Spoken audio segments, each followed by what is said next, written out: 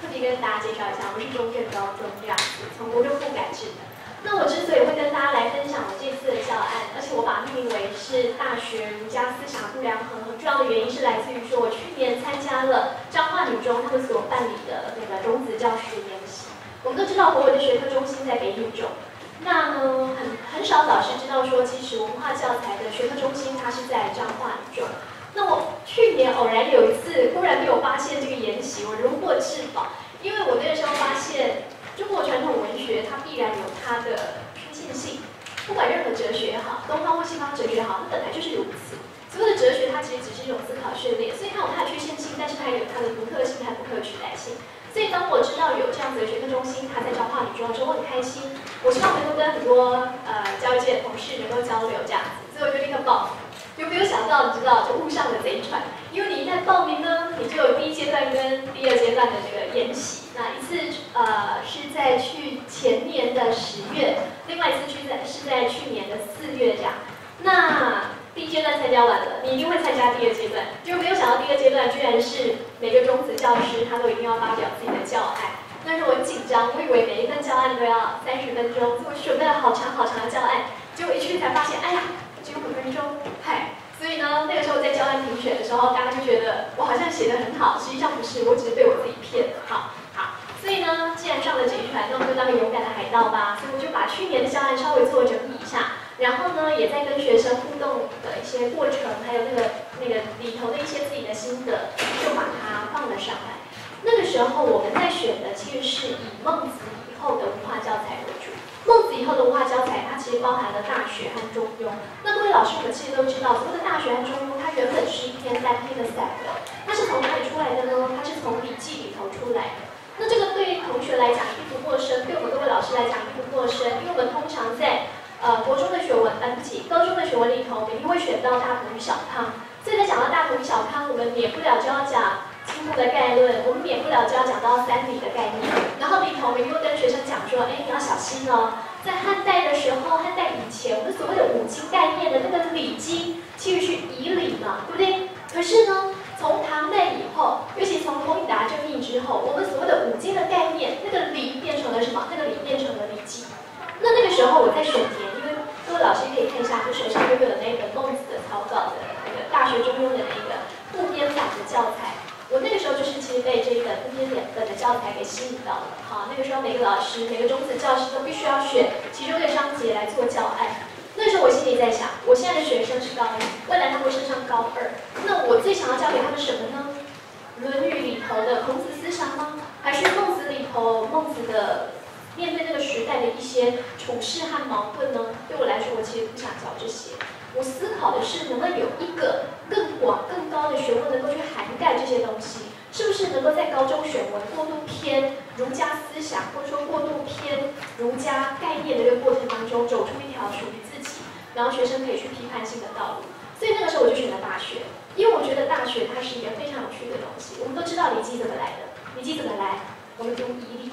对不对？那个时候，孔子、他的弟子，还有他的后学，他们去读仪礼，读完仪礼之后，他们有一些心得，他们觉得没有办法，疏而未能，所以他们就把它写下来。所以原本是附在仪礼之后的单篇的文章和笔记，后来通过戴胜和戴德他们整理出来之后，就变成我们现在所看到的大代笔记跟小代笔记。所以我常常在想，我也透过这件事情来鼓励学生。我就跟学生讲说，你不觉得这很有趣吗？这原本只是一个读书心得笔记哦。可是到最后，它变成什么？它变成一个我们必须在高中学文里头，每个学生都会看到的一个好像经典性的篇章。可是我不相信，当时候的孔子，他的后学或是他的弟子，在写那些札记的时候，他是有意于要向各位变成一个典范的经典。我不这么认为。所以他一定是在感动之下有了一些心得，而这些心得经过了时代的淘洗，我们觉得它是有价值性的。那么价值性在每一次时代的淘洗之后，越来越闪闪发光。所以这就是为什么我想要选大学的原因。OK， 所以那我们都知道说，其实在经部里头的经典大部分都是以儒家思想作为开展的，所以我是把大学作为一个指南针，作为一个北极星，它是一个我们去横渡整个高1、高2所读的《论语》和《孟子》里头儒家思想的度量衡。那这个就是我今天所要跟大家分享的部分。OK， 好，那我们接下来就直接进到主题了。好，首先，那要先跟各位老师讲的就是，这个就是各位老师手上都一定会有的那个单本的教材。那这个单本的教材里头，我所选的就是大学的这一则。好，不好意思。好，大学的这一则。那大学里头，各位老师会发现说，它其实分成了4小节。这4小节里面，只有第1小节，它是用比较学术性的方式去介绍了中庸跟大学之间的差别。后面的第2节、第3节跟第4节其实都落入了文本和章句之中。所以我特别选到的是第4节。为什么特别选到第4节呢？因为第4节它作为最后的一个结束，它一定是有涵摄前面所有的道理和前面所有的章句。所以我想做第4节的方式来跟各位老师分享。好，那我们会发现呢，不好意思啊，我把这个东西给它弄掉一下。我们会发现呢，其实大部分来讲，各位老师手上所拿的教材是我们其实平常在学校不太常用的。这个教材就是所谓部编本的教材，就是说，学科中心特别选了一些中研院的老师，比方说林月辉教授，或者说优秀的在职教师，比方说北语中的段心怡老师等等。那这些老师他们去特别根据他们所读的经验和内容，还有教学的过程当中，去编了一个部编本的教材。但其实，在百家争鸣的现在这个版本的时代啊，我们大部分所选用的可能是康熙版。以我自己的学校为例，我们所选的中华化教材的版本，其实就是康熙版。所以我要特别跟各位老师介绍一下，部编版跟一般民间的版本它差别在哪里。好，就是说，如果以大学的这一个章句和文本为例的话，首先大学之道在明明德，在心灵，在止于至善，这个非常基本的文本，它本来就一定会出现在所有的版本之中。可是非常有趣的是，当它落入形而下的实践的时候，你会发现这里的部编版，它所选用的居然是释成义这一章，还有最后的是治国平天下这一章。反过来呢，民间的版本呢，康熙版里头它所选用的居然是正心、修身、修身齐家，还有齐家治国这3篇。所以我自己在备课的时候，或是我自己把所有大学的篇章拿出来读的时候，我就会发现一件事情。在编部编版的这个教授和老师们，他们重的其实是大学里头步骤的起跟终。好，那在民间版本里头，康熙版的这个编纂的教授和教师们，他们所注重的其实它是连贯的过程。那因此呢，我在这一次教案的选读里头，我就把所有的文本全部都给老师们了，让老师们自己去看一下。如果我在教授的过程当中，这个版本有缺漏的，或是有不足的，我认为我自己身为一个教师，我还可以给学生什么东西呢？那就提供给各位老师参考。OK， 所以这个大概就是我们今天会讲到的部分。所以因为大学之道在明明德这一章我们常常遇见了，所以等一下呢，它的文章结构表还有课文结构图的方式，我是直接呈现给各位老师。那我所主要的地方就出现在后面的这5章节。后面的这5章节呢，我会把它用文章结构表还有课文表图的方式稍微整理起来。那所谓的稍微整理起来，其实就是我个人的读书笔记。我的意思是说，我相信各位老师曾经在课堂上都会问学生这个问题。什么问题呢？就是说，小朋友啊，你们的梦想是什么？老实说，如果这个问题出现在我17岁的话，我也会很痛苦，因为我17岁的时候，我真的不知道自己要变成什么样的人。所以我就再进一步问他们了。OK， 我不问你梦想，那你未来想要变成什么样的人呢？这个问题问我更痛苦，因为17岁的我想要变成什么样的人，那概念其实是非常模糊的。对他们现在来讲，什么叫做他们喜欢的人？有朋友其实就是他们喜欢的人，跟朋友相处得很好就是他们喜欢的人，甚至我会打篮球就是一个很棒的人，或者是说我今天怎么样呢？我会画画，可能就是他们那个群组里面非常好的人。所以你问他们这个概念，其实它是更模糊的。所以每次当我问到他们有关未来的事情的时候，抛出一点点时间以外的这样子概念的问题的时候，你会看到那个学生他就这样茫然的看着你，然后看着你眼睛，然后穿透你这样子，好像你身后有一个非常庞大而且美丽的世界，然后每个人都看你哦，你走到哪里，然后他眼神就跟着你，然后你走回来，他会跟着你，但你知道那个眼神里面是没有灵魂的这样子。然后觉得很有趣，我就觉得我好像在邪教里面，我就是那个邪教的中心。然后我只要叫谁站起来，他就茫茫然的站起来，然后再茫茫然坐下去。OK， 好，对，未来没有办法，梦想是什么也不知道。但问他们说，你的兴趣是什么？他们眼睛就会稍微亮一点。好，他们就会这样说，我喜欢碰吉他。不敢讲弹吉他，我喜欢碰嘛，我喜欢音乐嘛，好，我喜欢怎么样呢？我喜欢搞社团，好，这些东西他们就会出现。所以你再进一步问他们说，哦，那你喜欢的事情是什么？哦，他们就会开始讲了哈。那很多人就开始讲了，比方说喜欢跑步啦，喜欢打篮球啊什么的。我记得有一次我曾经问一个男生班，那男生班就回答我说，老师这还不简单，我的兴趣跟我喜欢的事情有2种，你要先听哪一种？我说，哎，有2种，不错不错，而且讲起话来的有条有理。我就问他说，好，那你告诉我你兴趣有哪2种？他就跟我说，我的兴趣啊分成2大类。第一大类呢是静态的，第2大类是动态的这样子。我说，哎，男生居然有静态的兴趣，我说太好了太好了，跟我分享一下。他说，首先我静态的兴趣呢就是睡觉，那呢我动态的兴趣呢就是翻身这样子哈。我就听完之后，我想说，这男孩子真的是蛮聪明的哈。那我马上就告诉他，我说，这个同学啊，你要记得一件事情，你在讲这句话的时候，其实犯了2个非常大逻辑的错误。什么叫非常大逻辑的错误？首先第一个，如果你没有白天的心情工作，你怎么可能获得晚上的一夜好眠呢？对不对 ？OK， 好，再来。你为什么讲到睡觉？因为睡觉让你觉得舒服。为什么你喜欢睡觉？因为睡觉让你觉得放松。那你有没有注意到过，当你羡慕每一个人的时候，你只是羡慕那一个人背后所带来的副作用。我的意思是说，好，当你羡慕这一个人的形象，当你认为这个人是你人生的典范的时候，实际上是你看到他在飞翔的样子。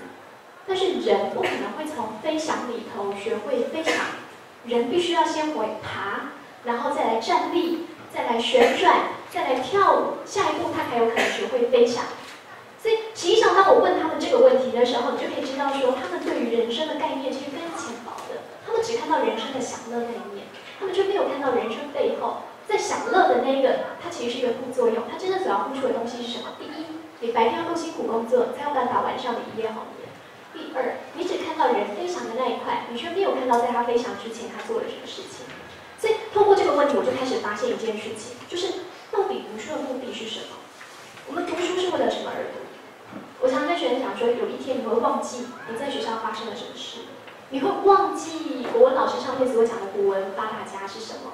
你甚至有一天我问你说，哎，桐城三主是什么时代的人呢？他们是哪3个人啊？你会茫然地看着我，然后跟我讲说，啊，那是什么？可以吃吗？你也会忘记到底什么是三角函数，你甚至有一天会忘记那些数学题要怎么算。但是读书的目的是什么呢？难道只是真的学习那些浅薄而琐碎的知识吗？不是，不是的。真正的目的其实是在培养你的逻辑训练的能力。你会在解题的过程当中去了解说，哦，原来思考事情的方式有这么多种。你会在背东西的过程当中去理解到说，哦，原来背东西是有方法。然后你会在这些方法和过程当中去学得你的成就感，那个就是你的成功经验。你会知道说你自己是有可能性的，你会反复的希望自己有更多的可能性，你会不断的复制自己的成功经验，那个就是学习真正的目的，那个就是学习真正的目的。所以有些时候，当我看到学生，他们尤其是他们遇到大学这一章节的时候，通常什么时候？首先在高2下，高2下他们会先遇到大同小康、笔记嘛，对不对？好，再来他们会在高3上的时候遇到大学这个章节，这个时候刚好就是他们人生有很多疑难杂症的时候，他们会对友情有很多迷惑，对爱情有很多的不安，然后对自己的亲情有很多的矛盾。最重要的是，他们根本不知道自己人生要走向哪里。简而言之，这一个时期，17、18岁的时候，就是他们人生的战国时代，不是吗？那在他们人生的战国时代，可是他们却面对了人生最重要的那一场考试，而这一场考试最有可能决定他们人生前10年会落脚在何方。所以我就很想要透过大学这一章子，告诉他一些以前我没有办法教他的东西，以前我来不及教他的东西，以前我不可能在文本里头多告诉他的一点东西，那些东西可能就藏在大学里面。OK， 好，所以这个就是我想要选自知与知人的这个目的。好，接下来往下一章看。好，但是呢，思考翻转，什么叫思考翻转？我们各位老师可以直接参阅我提供给大家资料哈，可以直接看到文本的例证，他直接就告诉你，我们都知道大学里面有3纲领、6步骤跟8条例。3纲领，大学之道，在明明德第1纲领，在新民第2纲领，在止于聚散第3纲领，对不对 ？OK， 好，大学有所谓6步骤，他说呢，止、定、纪、安、律、德，对不对？这6步骤，最后大学有所谓的8条目，这8条目其实就是格物、知之、真心、诚意、修身、齐家、治国、平天下。好，所以我们在讲大学的时候，老师说，我相信各位在座的老师，我们在讲课的时候，绝对可以用非常快的速度就把这一章则给结束掉。因为这一章则其实很简单，它的字面意思跟以前的《论梦》相比，其实是浅薄许多的。但是我常常在想，如果说今天礼记是一个人，或者说一群人，他们的读书笔记的集大成和精华，那为什么我们今天身为高中生，最应该拥有独立思考能力的过程当中，我们不能够去创造自己读书和思考的精华呢？你仔细去看，我们所讲的这3纲领、6步骤、8条目，全部都是什么？全部都是慢慢往外探究的。到最后你要止于至善，到最后你要从外面获得一些什么东西，到最后你要平天下。请告诉我，一个17岁、18岁的高中生，他哪来的天下让你平？他哪有那么多止于至善的目标？对他们来说，他们的人生就是他们的一切。所以，为什么大学一定是往外去寻，一定是往外去寻别人的美善呢？为什么大学不能够是一种向内探求的一个文本呢？为什么大学不能是一种存在主义哲学的思考呢？为什么大学不能够是一种，对不起啊，好，为什么大学不能够是一种我们所认为的成人之学呢？他在探讨的可能是我是谁啊？进一步在6步骤里面，他在探讨的可能是我为什么是谁，我从哪里来，最后我要往哪里去呢？我可以变成什么样的人呢 ？OK， 所以如果我们老师在教育上面做一个哲学性的翻转的话，其实在教育的过程当中，它就有更多的可能性了。它可能就不是去寻求外面的美善，而是往内凭的是自己的天下，治的是自己的心国，求的是自己的美善。OK， 好，所以这个一旦做思考翻转，那么以前我们所教学的方式就可以完全性做一个铺天盖地的改变。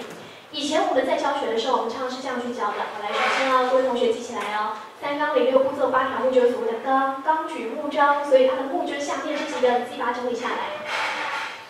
但是怎么可能啊？什么时候我会想要变成一个好人？什么时候我会想变成一个好人？是当我自己反省自己的时候，我觉得自己不够好，所以我想要变成一个好人吗？不是啊，通常是什么时候？通常是我去做什么呢？看到别人很好，我觉得他身上有我想要的优点的时候，我想要去变成他。所以为什么我们在教大学总是从归纳性的思考呢？会不会大学其实有些时候它是从齐家这个地方开始的？我在家里面，我看到我的妹妹做了一件事情，她得到爸妈的称赞。为什么我不能也做一件事情得到爸妈的称赞呢？我从齐家开始，所以我开始回到律。我因为律而得到了一些思考，得到了一些反省。我因为有了这些思考和反省，我回到了3纲领里面的明明德。我想要变成一个更好的人，我想要止于至善。为什么大学里面不可以变成这样子的顺序？同理，今天我在社团里头，我可能看到一个很不错的女孩子，我对她有点爱情的想象。当我对她有爱情想象的时候，我就想要靠近她。可是我发现，我可能不是她喜欢的那种类型，喜欢的那种 type， 所以我就想要改变自己。OK， 我修身。我修身之后，我把我自己比较躁的、比较矛盾的、比较静不下来的那一面定下来了、静下来了。然后我思考，然后我有所得，然后我慢慢的变成一个更好的人。为什么大学一定要是归纳性的思考呢？为什么大学它不能是一种开放性的结果？就像我们图片上右半边的这个地方，它是一种可能，一种无穷尽的可能，一种从任何面向进来都有办法继续旋转和继续成就的可能。为什么我们总是要从明明德开始？为什么我们不能从一个典范的追寻开始，然后回到明明德？为什么不能从一个新的自己开始，然后回到止于至善？如果我们可以接受大学其实是有无限解读空间的可能的话，那么我们再重新读什么东西呢？读大学里头3纲领的这一章，我们就会发现所有东西都被我们打破了。所谓的8条目不一定要是分开的，不一定要是合在一起的，不一定要是列在8条目底下，它可能可以是分开在不同的地方。我们可以从明明德开始。当我了解自己的时候，我会去想，为什么别人不会跟我做一样的决定？当我自居的东西，其实我在居人。当我在看别人做这件事情的时候，我会去思考：我同意吗？我认同吗？我喜欢吗？当我喜欢或是不喜欢的时候，我会去寻求自己人生里头这一方面的节度，我会让自己在这一方面也变得更好。这个叫止于至善。当我止于至善的同时，我会去思考原本的这个自己够好吗？你会去察己有度。如果从这个面向来看，这个三角形如果其实是一个倒三角的话，那么8条目不就是分开列在两边的吗？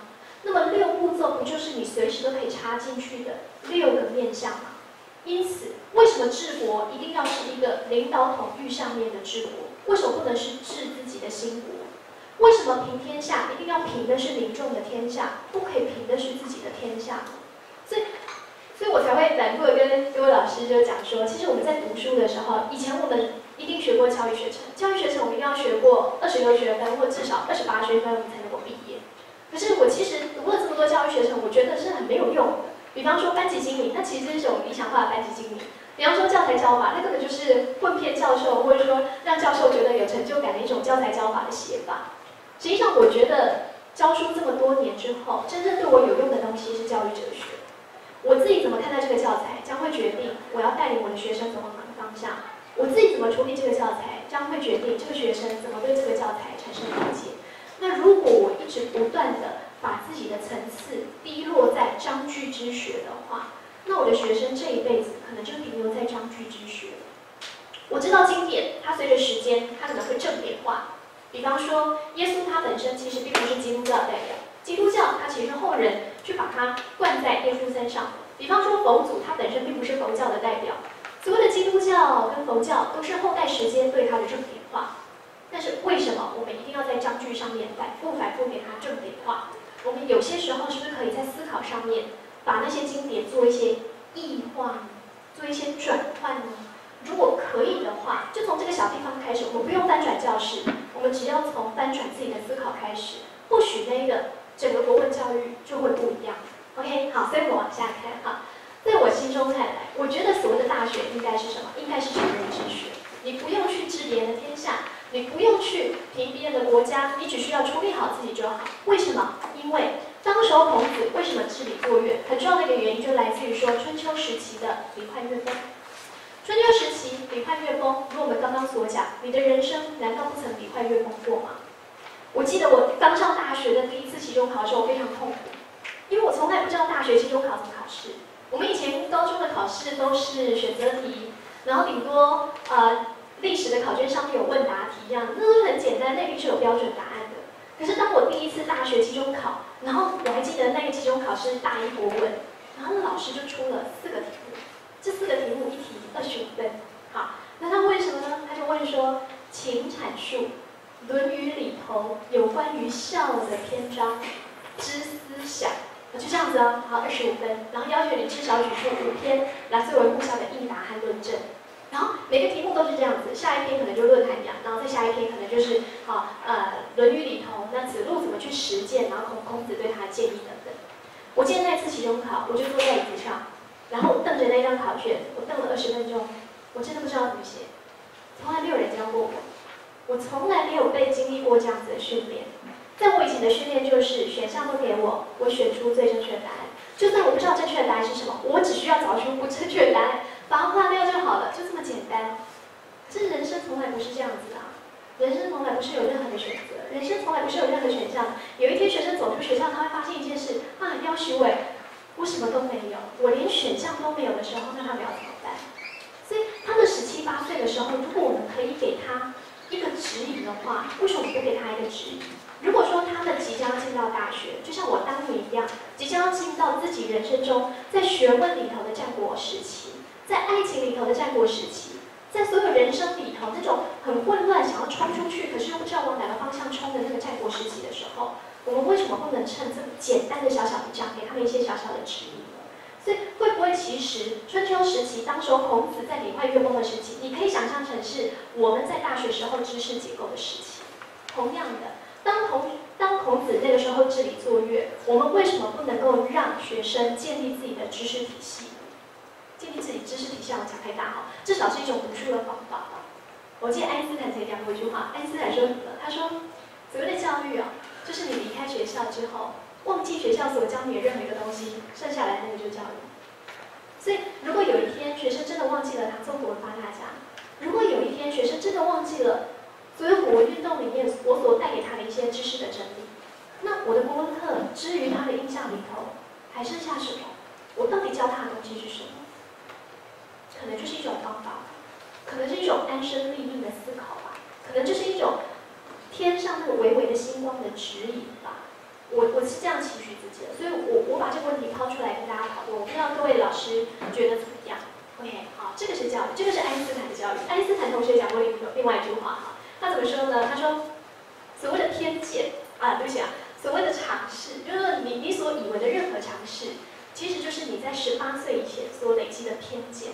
结果讲到他讲到这句话的时候，我其实非常震撼。为什么震撼？因为我自己当国文老师，我其实知道说我其实都在过度简化所有的文学，我在过度简化所有的文本，我在过度简化所有那个浩瀚时空里头所留下来那些价值的文字，我把它简化成一行又一行的笔记，然后一句又一句的重点，然后告诉他们说来画起来，来双关，来这个修辞格是什么。但实际上，那些文本不应该只是这样子的。我相信那些人在写下变成文字的时候，他也不是有意于要你去里头标注他的修辞或什么，那些都是很外头的事情。那真正内在的东西，我们却反而不去碰它了，我们却反而不去教了，怎么对呢 ？OK， 好，所以讲到这个地方，我不知道各位老师是怎么想，但是我们先来看几个影片好不好？我刚好昨天看到这个影片，我觉得蛮有趣的。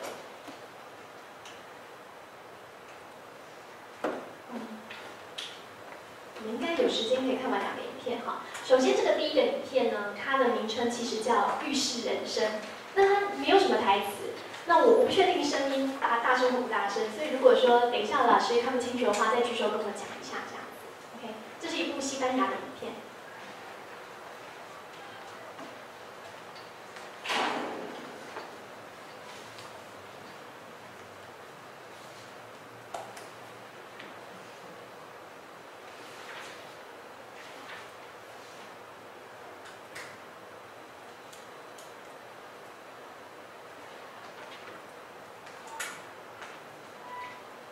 不知道为什么没有声音哈。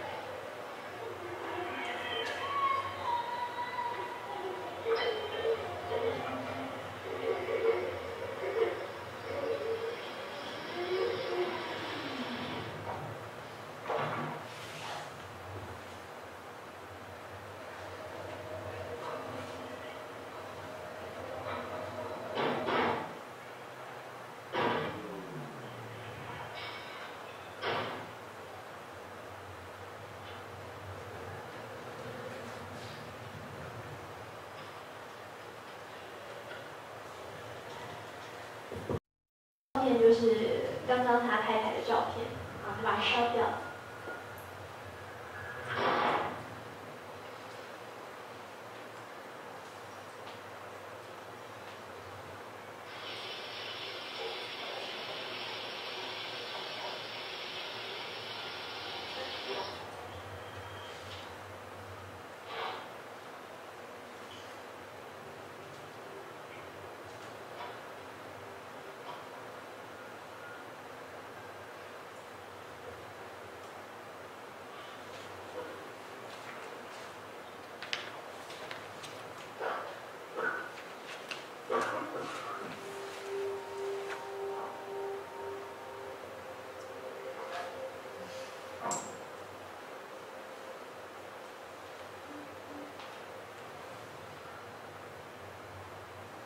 OK， 好，这是第一部影片。为什么我说它是第一部影片呢？因为我个人还蛮喜欢这部影片。我们常常教学生说抚养之间，所谓人不就是在天地抚养之间？我觉得这部影片它就是一个标准的抚养之间。就是说，你人生当中都有个地方，你每天都一定会学，那个地方就是厕所。你一定会在那里解决你人生当中最隐秘、最不需要跟别人去共享的一个秘密。可是你也在那里，就慢慢的看见自己从幼到长，到年轻，到最后成熟，到最后老去的这样的片段。好，我们先把它看完，我们再来讨论说为什么我要放这两部影片哈。第二部影片呢，它叫做《螺丝人生》。我在想，应该有一些老师们可能有看过这部影片哈。这部影片它之前得奖了，得奖无数，非常的优秀的一部影片。它好像得了全国大概全球102个奖项。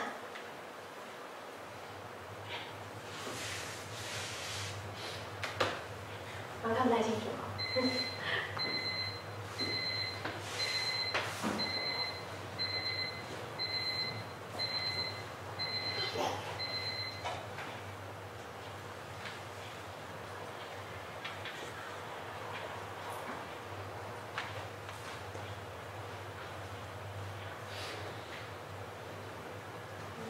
看得见吗？太暗了。怎么会这样呢？前面参加一下。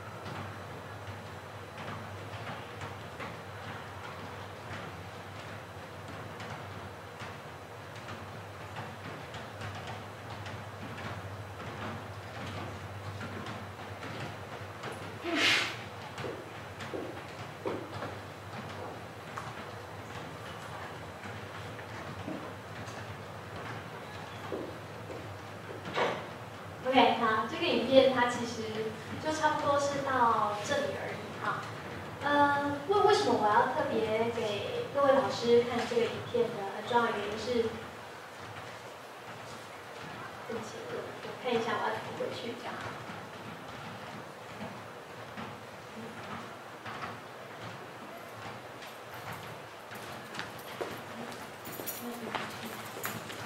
好，我看到，先。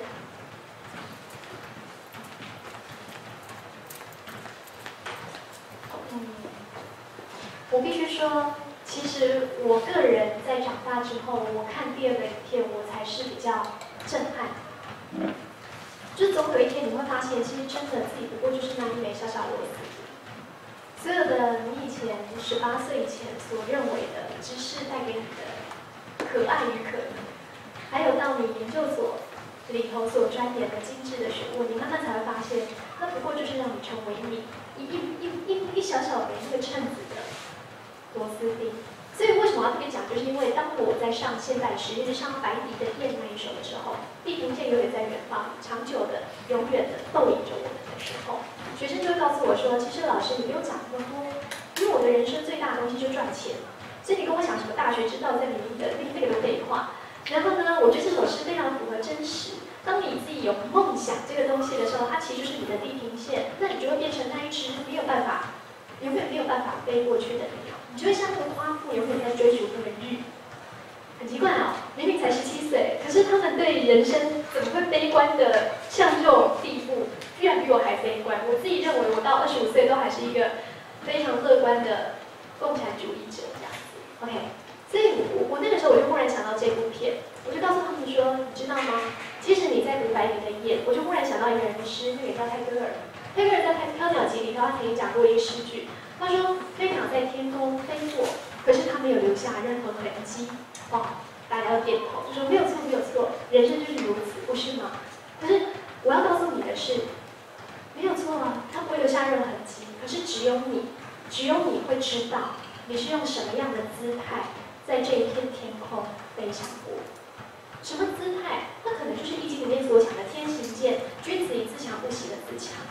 它可能就是当孔子在回应子路的那句话“君子固穷，小人穷斯滥矣”的这个固穷，那就是一种姿态，那就是一种面对你在天空里头，它会有诱惑，云朵的诱惑，它会有闪电，那种闪电的压力和雷鸣，可是你还是愿意用属于你自己的姿态去飞扬出你自己的人生。我觉得说这还是你应该在高中里头学到的东西 ，OK， 好，所以后面的这个部分，好，各位老师可以参考一下你手上这份讲义，就是说其实到最后你会发现，我们在追求知识的纯善都是万法归宗的。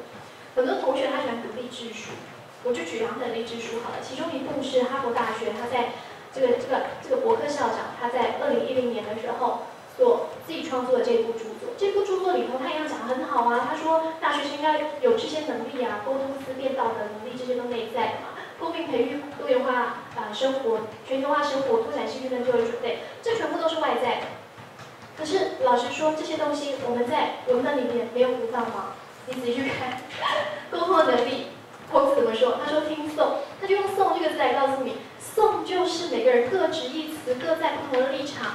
然后所呈现出来的不同的思考，然后呢，你有办法听诵，还怎么样呢？必也使无诵乎？站在对方的立场，然后设身处地去想。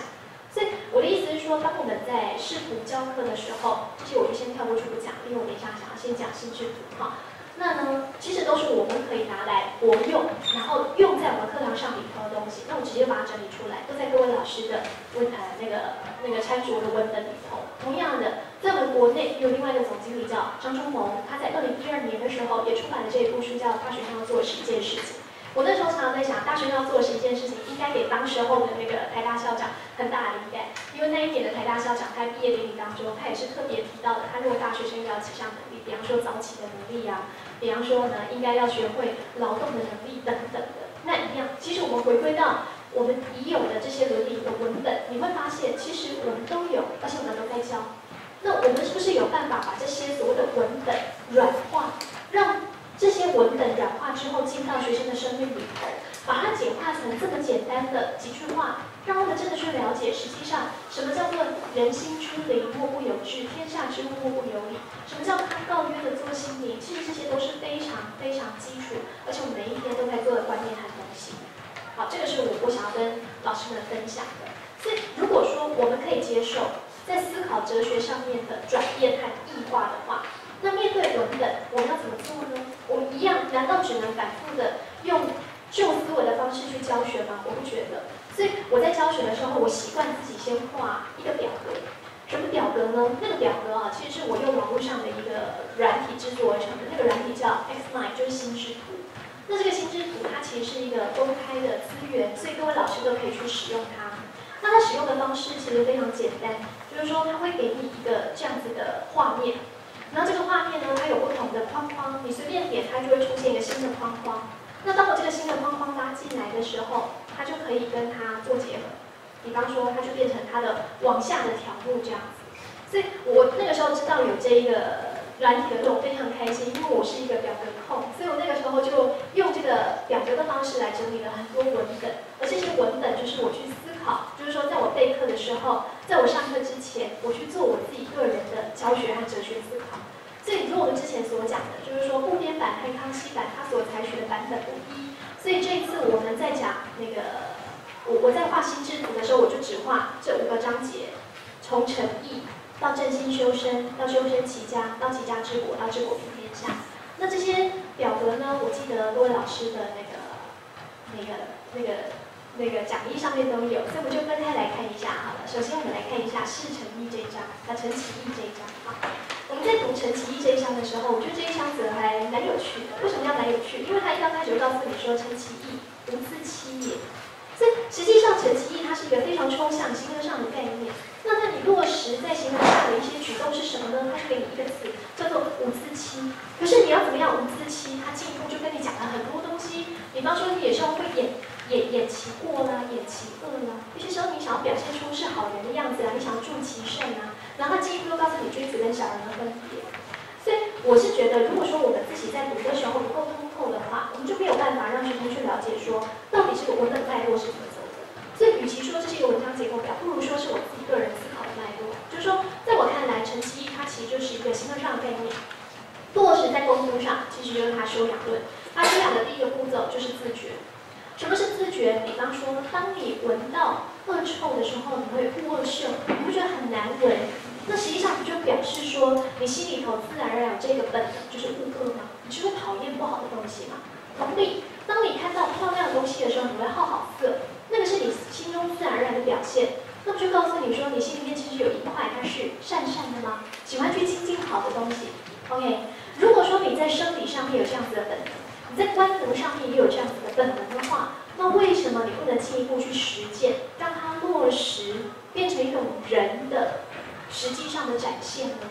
所以当它落实之后，它就是要求你，就连在独处的这个状况，你都能够做到自己对自己的要求的话，那个就是一个最好的陈其义的展现。反而，如果你在实践的过程当中，你有了不同的区分，因为有些时候人生情会走到分歧和岔路的，那就会决定你可能是一个有德者，或是一个非德者。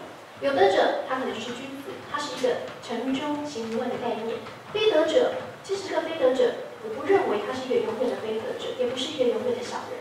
他其实在某一件事情上面，他选择做了这样子的选择。他可能在爱情上面，他会去掩其不善而助其善；他在友情上面，他想要不改变的友情，他会去掩其不善而助其善。那都无所谓。小人不是坏人，小人只是在这一个面向上面，他选择做一个不勇敢的决定。我们只是要试图去了解自己，然后让自己在不同面向越来越勇敢。所以这就是我在上课的时候，我自己会先给自己的文章结构表和一个知识教学概念。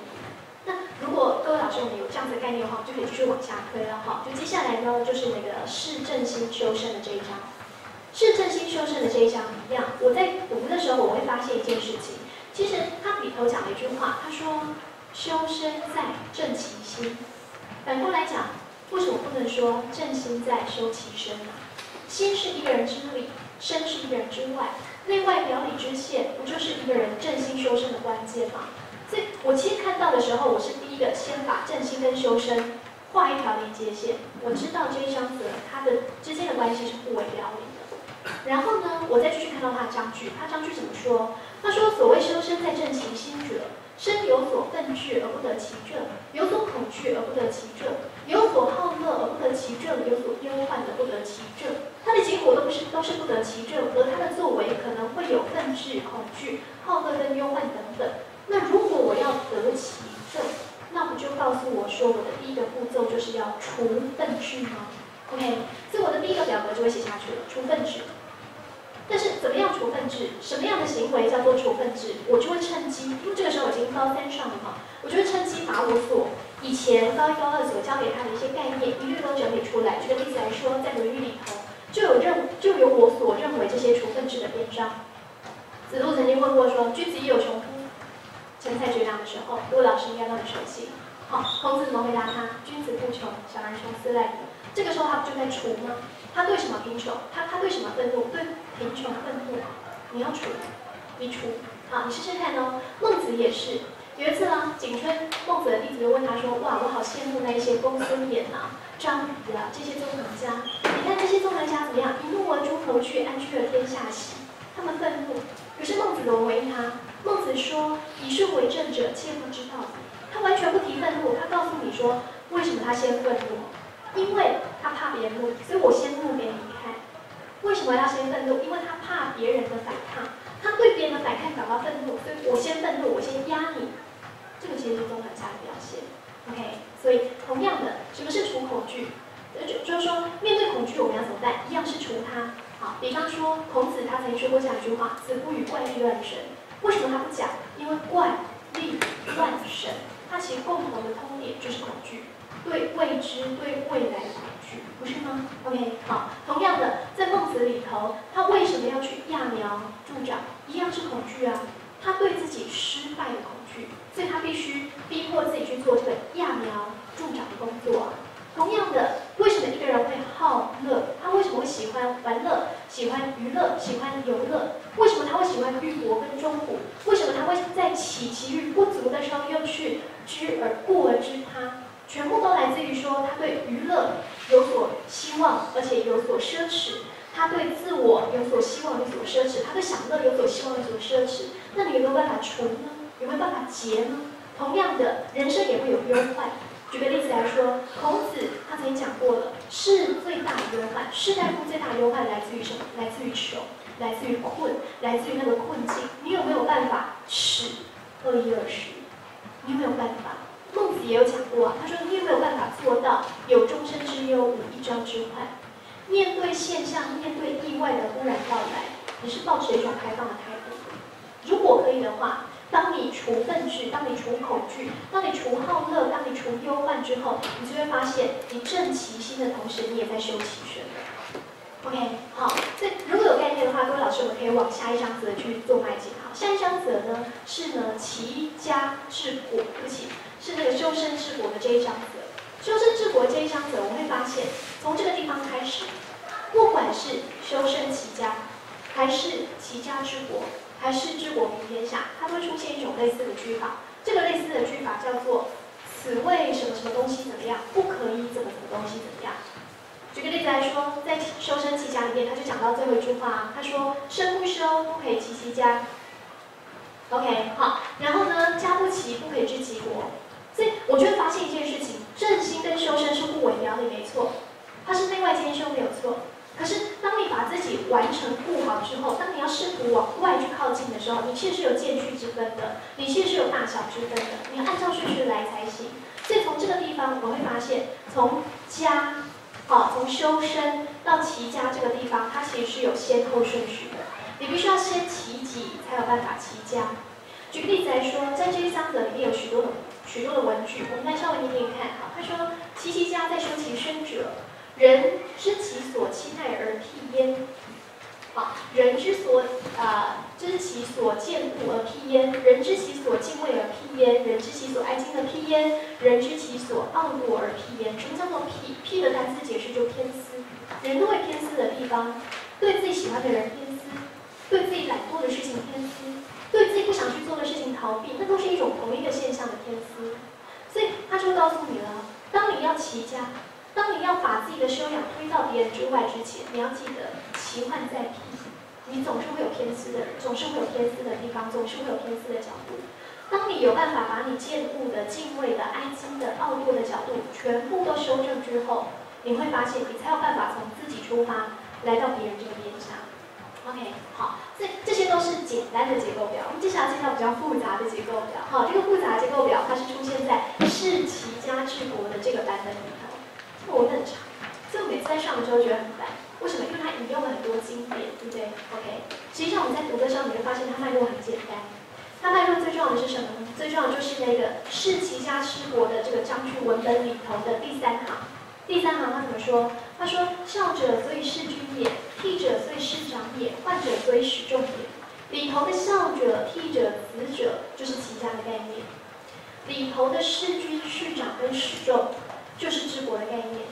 如果我们懂得这样子先后顺序，我们在这里已经懂先后顺序的话，我们往下一章则推，下一章则不也是如此吗？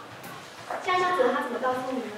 他就告诉你啊，当你能够齐家之后，你才能够治国，一样。它是有先后顺序的。当你孝对长的时候，你才有办法由内而外去推你如何面对你在职场上面的长辈。同样的，当你替你面对家里的平辈，你有办法有所进退，而且懂得跟他沟通的话，你才有办法由小见大，去面对你在职场上面，或者说你未来所遇到的同事这样子的角色。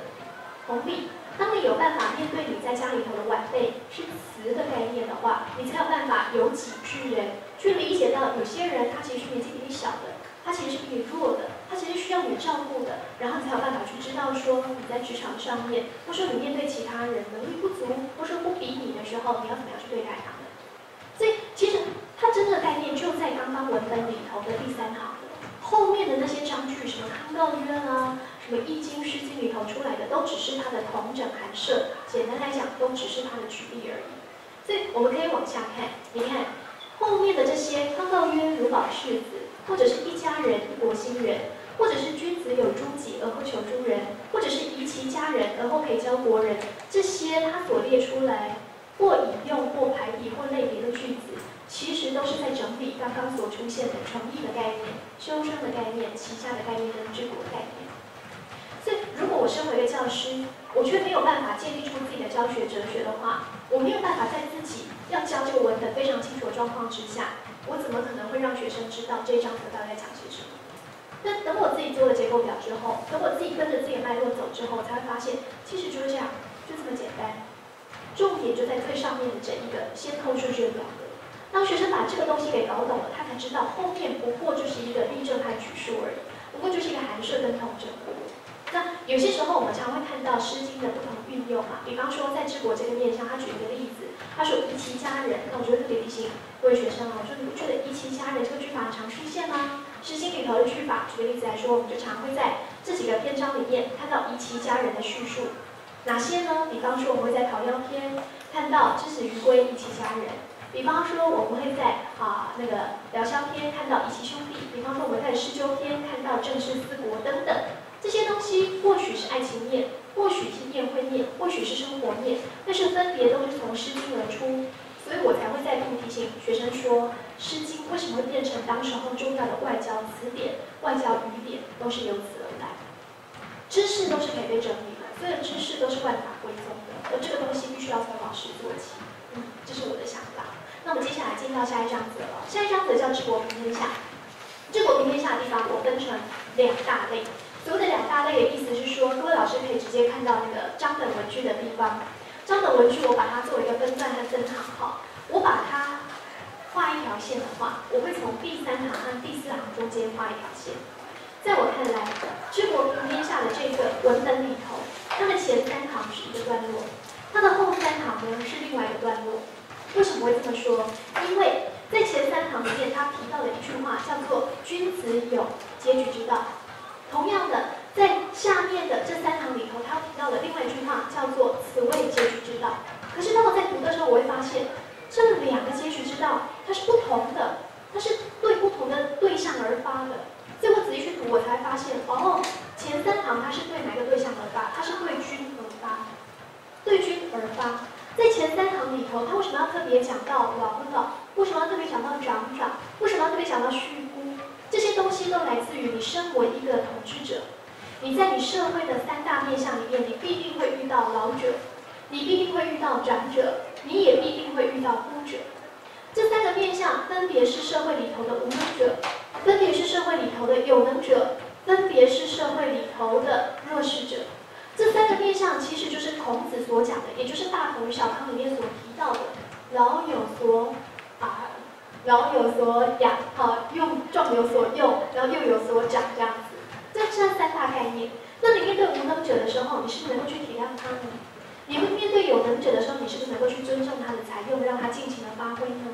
当你面对到弱势者的时候，你是不是能够去帮助他呢？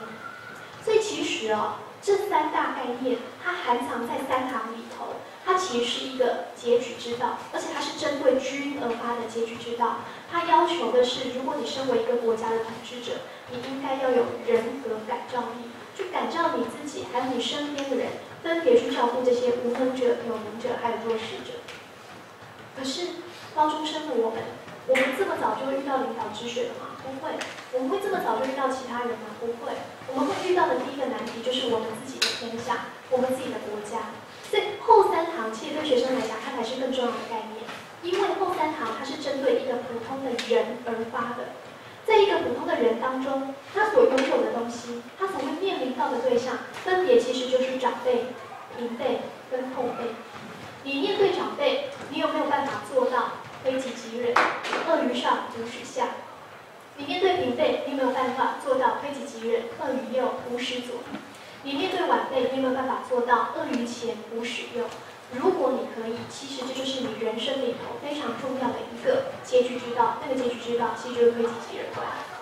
所以对我来说，所有的文本都是这样子。如果《礼记》它是一个读书心得笔记的话，那为什么所有的文本它只能有一种解释方式呢？不可能，所有的文本不可能有一种解释方式。我们一定要在不同的课堂上把文本做异化。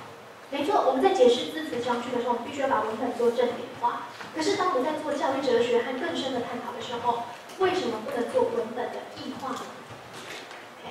所以我讲大学讲这么多，或者说我稍微跟各位老师们去示范一下我在课堂上会做的事情，其实都只是为了跟各位老师分享一件事，就是其实所谓的大学，它就是一种自我概念的实现。到底什么叫做我啊？到底什么叫做我啊？其实我觉得大学它就在探讨这个东西。大学很像是在迷宫中探讨，在迷宫中所仰望的那个星斗。到底什么叫做我呢？我到底是谁呢？我的概念到底是什么呢？举个例子来说，又跳到，不好意思啊，从这个地方开始。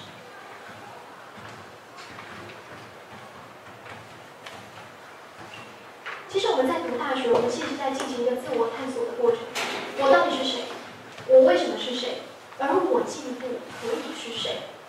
举个例子来说，我到底是谁？首先，你的行为你是谁？好，我之前看到这个新闻，我觉得蛮有趣的，跟各位老师分享一下。他说，1948年9月13号，一个名叫盖吉的铁路工人，他在美国的佛蒙特州施工的时候，不幸在一次爆炸事故中被一根铁棍击中头颅。幸运的是他活了下来，但是原先那个严谨勤奋的他消失了，取而代之的是一个毫无恒心、胡言乱语的酒鬼。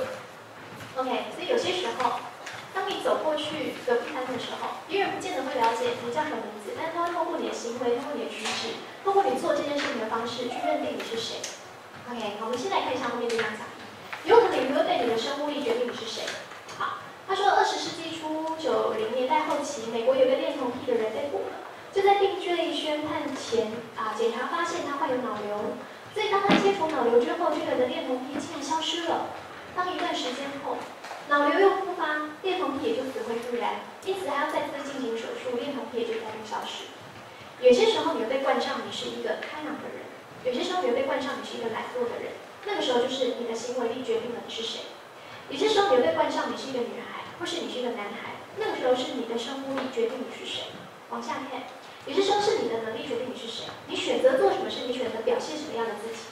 一名澳洲男子2年前发生一场大车祸后，昏迷超过1个星期，慢慢从昏迷中苏醒后，看到一位亚洲护士，竟自然而然就说出中文说：“你好，护士，我这边好疼啊。”他是澳洲人哦，好，他从来没有学过中文哦。澳洲土生土长的孟杰明，虽然高中学过一点点中文和法文，但从来都没有办法说出流利的中文。幸好醒来之后2、3天，孟杰明的英文能力慢慢恢复。更因祸得福，孟杰明开始在墨尔本担任中文的小游，甚至还主持起中文节目。医生推断，可能脑部负责英文的区块损毁。醒来之后，他又得说话，所以脑部中的中文回路启动了，他就使用起中文的语言回路了。OK， 所以有些时候你可能被定义你是谁呢？我就不会叫你的名字，我会叫你是风纪股长，我会叫你是学艺股长，我会叫你是体育股长，我会叫你是康乐股长，因为你有这个能力，你会被决定你是谁。我曾经因为我今年的班有3个班，这3个班刚好是1类、2类、3类。这1类、2类、3类的3个班里头，我曾经跟他们玩过一个游戏。这个游戏当然就是各位老师都很了解的。好，以前的苏格拉底他曾经有一个自我思考的方式，那个自我思考方式叫禅陀法。我就各抽，在每一班我就各抽一个男生跟各抽一个女生，他们可以站起来。当他们受不了之后，可以随时把那个棒子给交棒出去。但是男生只能把棒子交给男生，女生只能把棒子交给女生。那个棒子其实就是语言回答的棒子，就是回应我的一个棒子。好，就是说当你回答不下去，你可以随时坐下来，然后就去喊一个座号。然后如果还有5号，那5号就可以站起来回应我的问题。那我就跟学生讲啊，我说我这个问题很简单，然后呢，我这个问题会总共有20题。这20题都必须要有人回答。好，什么问题？禅陀法，我就反复的问他，你是谁？从第1题到20题，全部都是你是谁。男生回答、女生回答都可以，谁要先回答，他们抽签决定，他们参与的决定都可以。我先问你是谁，他们立刻回应你，我叫谢欣娣。好，你是谁？这个问题他们不太会回答。各位老师可以思考一下，如果我重复问你20次你是谁，你要怎么回答？他们开始会讲我是209班的学生，你是谁？没有任何犹疑，没有任何时间让他思考，立刻问第3个问题。我是我妈的儿子。好，你是谁？我是我弟的哥哥。这样子。好，你是谁？我讲不出来了。所有的学生你会发现，他就会开始乱讲。我是谁谁谁的表哥，我是谁谁谁的同学，我是谁谁谁的好朋友。可是当我回答20完题目的时候，我可能问了4、5个同学，这个棒子一直交出去，他们只是反复的告诉我，他们在不同的角色里头的对应，他们从来没有真正回应我，他们到底是谁？我从来没有办法在这20题里面去知道一个人他想做什么事情，我从来不知道，从来没有一个学生告诉我说，我是一个爱狗的人，我是一个看浪漫电影会哭的人，我是一个走路的时候会看地上有没有钱的人，没有人这么讲，从来没有人这么讲。每个人都只告诉我在社会上的不同的角色，我是谁？可是那个人真的是你吗？我不觉得我真的不觉得你的自我概念真的这么浅薄吗？你的自我概念真的是存在每个不同的角色里面？难道当我叫你妈妈，你就真的这一辈子里头就只有妈妈这个角色吗？根本不是这样子的。所以当我问学生这个问题的时候，我其实很震撼，因为我发现我给他们的还不够多，我给他们的视野还不够广，他们还没有办法去了解自己真正的是谁。那如果他在这个战国时代，人生的战国时代都没有办法了解自己是谁，往后怎么办？往后怎么办 ？OK， 好，所以各位老师可以回去试试看哈。我也只在我自己那3班试过，所以我也不知道其他的班级会有什么样的反应，或许会有超乎我想象的反应等等。OK， 所以我们来讨论一下，到底我是谁？我就跟学生举一个例子，我说有没有看过之前2014年非常有名的那部片《露西》？OK， 好 ，Lucy。那学生又看呢，学生都把这当做动作爽片啊，因为那个时候也只有露西这一部啊，它也没有什么变形金刚4啊，也没有蜘蛛人3啊，所以他们只能去看这一部。那很多人看都看不懂，所以呢是学生先去看，然后看完之后跟我讲说，老师你不要去看，有够难看的。好，我就说好，那我就不去看这样子。就有一天我就发现，我看到一个影评，他写的还不错，我心里就想说，真的这么难看吗？不然我就去抓盗版来看好了，我就真的去抓盗版来看哈。看了之后我发现，哇！他其实在讨论的东西跟大学是有点像，跟自我概念是有点像的。他其实就是史蒂芬·史匹柏，他在活了这么久之后，他自己所培养出来他个人的人生哲学，他个人认为他自己到底是谁。OK， 所以如果说我们读大学，在明明德、在心灵、在止于至善，到最后它其实是一个了解自己是谁的过程的话，或许这部电影可以给各位老师做一个参考啊。就是说这部电影里头，他提到了一件事情。当里头的摩根·费里曼他在演讲的时候，摩根·费里曼在里面扮演一个角色是一个生物学的博士，生物学教授。那里头可以讲到说，我们现在人类的大脑，它其实所应用的趴数大概只有到15%左右。比方说，我们人类的大脑里头85%的神经回路，它是完全没有被启动的，完全没有被启动，它们就放在那里，也不沟通这样子。所以他也在思考，那如果说人类的神经回路启动到20%呢？人类的神经回路启动到40%呢？50%呢？60%呢？70%呢？会发生什么事情？所以他开始依据推论啊，他就认为说，当人的神经回路启动到几%的时候，它可以控制另外一个人的身体，它可以控制物质的移动，它可以控制空间，它可以控制时间。这地方就有点超能力了，这地方有点灵异现象，我就姑且不论。但是在这个论述过程当中，我倒是对某一句话感到特别有兴趣他就提到了能力这个东西。到底什么叫能力？